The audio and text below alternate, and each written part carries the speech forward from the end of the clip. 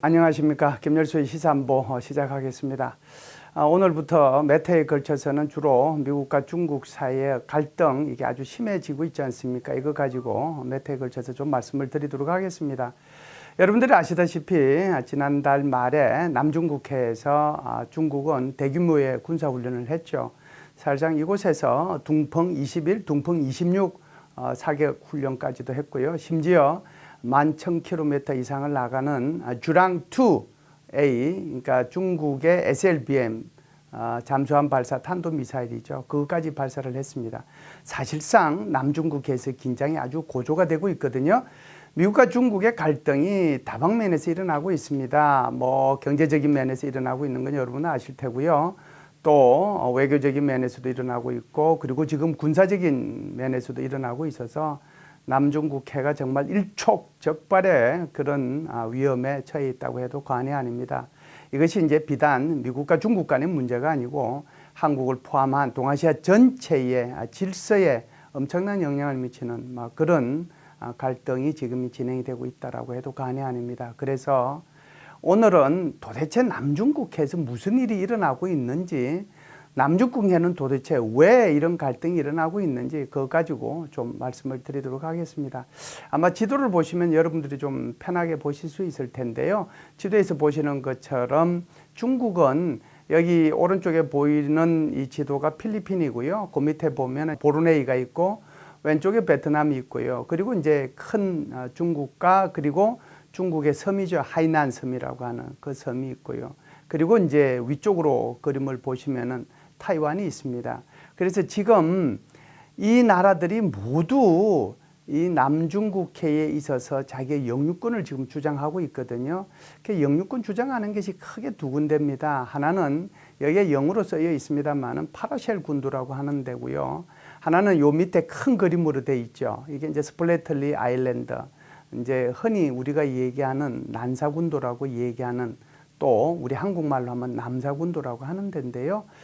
여기 왼쪽에 보시면은 이 하이난섬 바로 밑에 있는 이 서사군도, 그러니까 파라쉘 아일랜드라고 하는 것은 분쟁이요. 누구가 있느냐 하면 옆에 보시면 베트남이 있죠. 그 위에가 바로 중국이고, 그래서 베트남과 중국 사이에 영유권 분쟁이 일어나고 있는 곳이고요.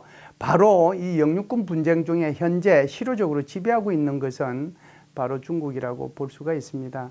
원래는 이 반쪽 중에서 동서사군도, 서서사군도가 있어서 여기에 대해서 이제 이 베트남 전쟁 기간 중에 그때 당시에 이제 중국이 이쪽을 점령하는 바람에 결국은 베트남이 이곳을 빼앗겼던 그런 역사가 있거든요.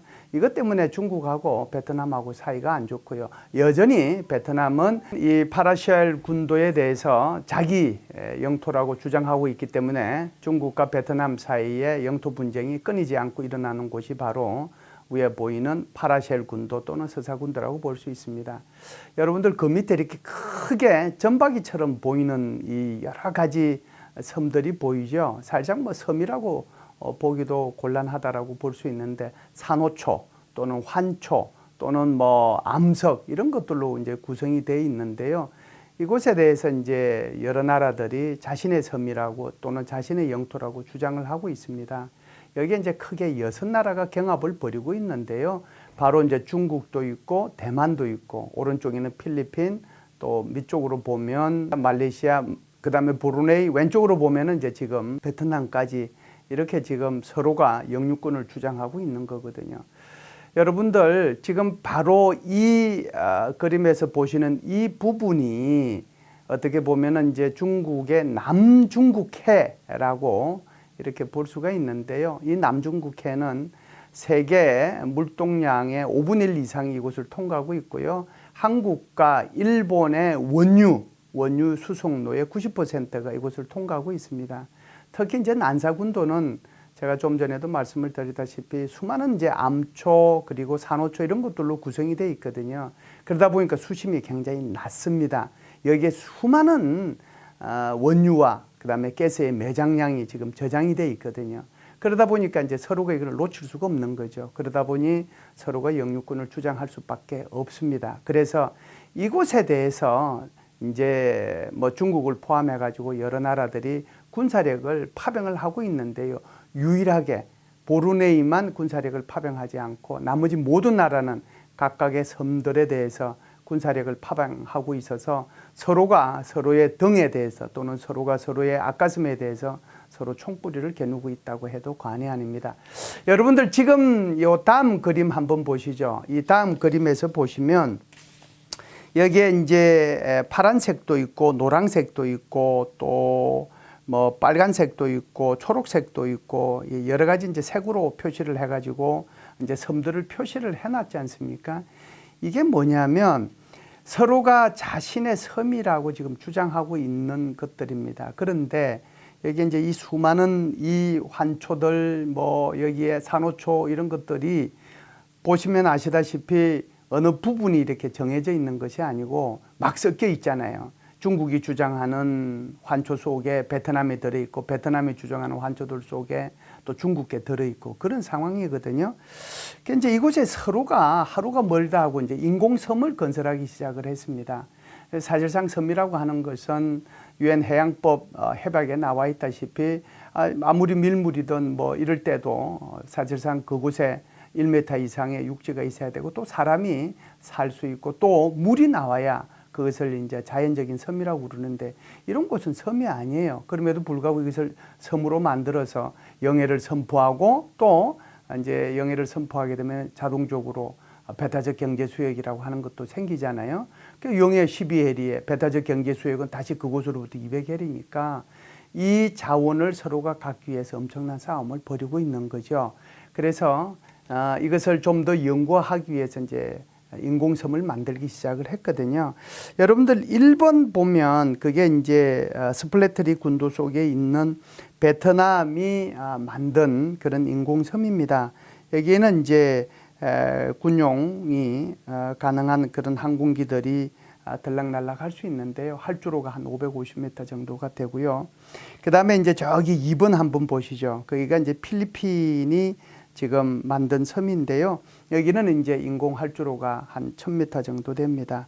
3번은 이제 유일하게 대만이 자신의 섬이라고 주장하는 그 섬인데요. 여기는 이제 활주로가 한 1195m 정도 되고요. 4번은 말레이시아가 주장하는 자신의 섬입니다. 그래서 여기는 이제 한 1368m가 되고, 그 다음에 이제 5번 한번 보시죠. 5번. 피어리 크리스 환초라고 볼 수 있는데, 여기는 지금 활주로가 3000m 정도 되고요.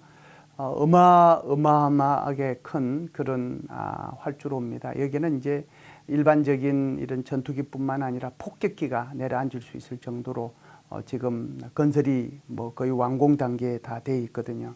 그래서 여러분들이 흔히 아시다시피 이 중국만 이곳에 인공섬을 건설한다고 이제 생각을 하실 수 있는데, 제가 말씀드렸다시피 이곳에는 베트남, 필리핀, 대만, 말레이시아 이런 나라들도 이미 인공섬을 건설을 했고, 여기는 딱 각 나라들이 한 군데만 했습니다. 그런데 지금 중국은요, 이게 지금 5번에서 보시는 것처럼 이 한 곳만 있는 것이 아니고 7군데의 인공섬을 건설을 하고 있거든요. 그래서 그러다 보니까 7군데 있으니까 이 7군데가 바로 옆에는 베트남 섬이 있고, 바로 옆에는 또 대만 섬이 있고, 바로 옆에는 필리핀 섬이 있고, 이런 상황이란 말이죠. 그러다 보니까 이제 어떻게 보면 중국과 다른 나라들과의 그런 갈등이라고 할까요? 그런 영유권 주장이 이곳에서 일어나고 있는 거죠. 그런데 이제 중국 같은 경우에는 바로 옆에 큰 그림에서 보시다시피 이곳을 옛날부터 옛날 지도를 꺼내면서 이걸 이제 구단선이라고, 그래서 이 안쪽은 자신의 영해라고 얘기를 한단 말이에요. 그 자신의 영해 속에 어떻게 보면 서사군도도 들어있고, 난사군도, 즉 이제 파라셀 아일랜드도 들어있고, 스플래틀리 아일랜드도 들어있는 거잖아요. 그러다 보니까 이제 필리핀은 필리핀대로 자신의 영해는 이만큼이다라고 얘기하는 거고, 베트남은 베트남대로 자신의 영해는 이 정도라고 하는 거고, 또 여기에 이제 보시다시피 말레이시아는 말레이시아대로 자기 영해를 얘기하다 보니 이 영해들이 전부 다 이제 겹치고 있는 거죠. 그 문제는 그러면 이걸 이제 무엇으로 해결을 할 수 있겠어요? 해결할 수 있는 방법이 결국은 이제 서로가 협력을 하는 수밖에 없는데, 이게 뭐 중국이 협력해 줄 수 있는 건 아니잖아요. 자기네들 영토라고 얘기하니까. 결국은 중국과 다른 나라들과의 그런 갈등 구조 속에서 다른 나라들을 대표하는 한 나라가 등장합니다.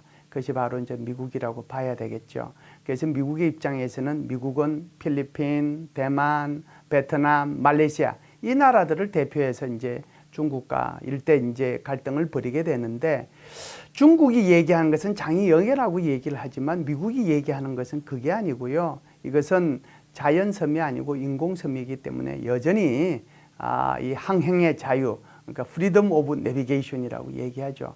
그런 항행의 자유가 있다라고 이제 얘기를 하고 있는 겁니다.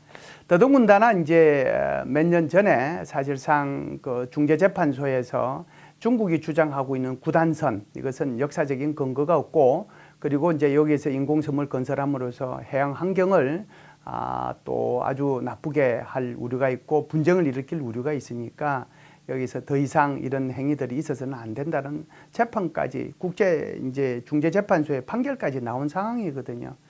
미국의 입장에서는 이걸 가지고 이제 계속 얘기를 하고 있는 거죠. 그러니까 이게 대해서는 영해도 가질 수도 없고 배타적 경제 수역도 가질 수도 없고, 여기는 이제 공해니까 누구든지 이제 이게 들락날락거릴 수 있다라고 주장하는 반면에, 중국 같은 경우에는 이게 무슨 소리냐, 여기는 우리의 영해니까 네가 들어오면 안 된다라고 하는 것을 강하게 주장하고 있는 거죠.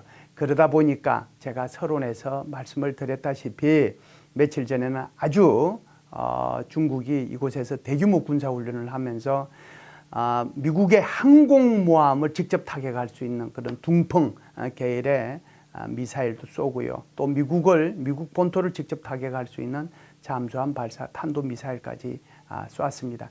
그렇다면 여러분들, 미국이 중국이 하는 이런 모습들을 보고 물러설까요? 그렇지 않으면 오히려 더 강하게 나갈까요? 예, 적어도 현재까지는 미국은 물러서지 않습니다. 이런 훈련을 보면서 오히려 미국은 초계기, 정찰기 등을 다시 이곳에 보냈고요. 그리고 함정도 다시 이곳을 파견을 해가지고 자유의 항행 작전을 실시하고 있습니다. 여러분들요, 이 지역이 미국과 중국 사이의 갈등이